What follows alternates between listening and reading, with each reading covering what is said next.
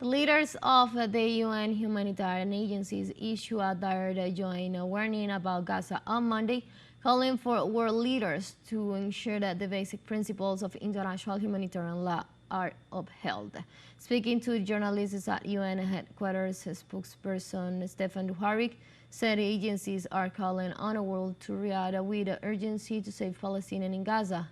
The plea from humanitarian chief comes as Israel has blocked the entrance of commercial and humanitarian supplies to Gaza for more than a month, while issuing new displacement orders that have forced hundreds of thousands of Palestinians to flee once again. Dujarric added that survivors across Gaza are being forced into a ever-sharing space where their basic needs just cannot be met. Top officials from a number of UN agencies, notably OCHA, the World Food Programme, UNRWA, UNICEF and UNOPS, issued a statement a short while ago calling on the world to react with urgency to save Palestinians in Gaza.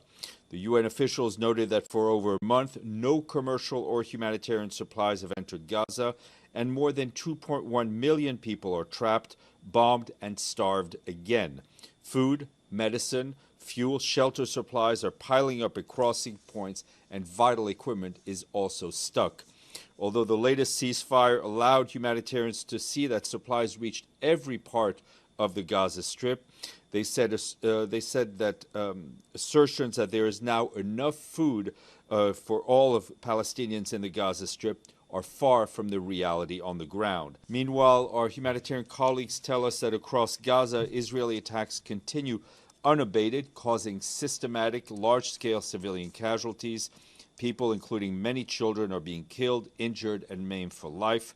Survivors across Gaza are being displaced repeatedly and forced into an ever-shrinking space where their basic needs just cannot be met.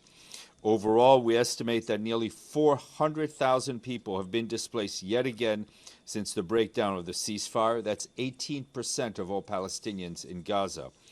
And no arrangements to secure their safety and survival have made a responsibility that falls on Israel as the occupying power.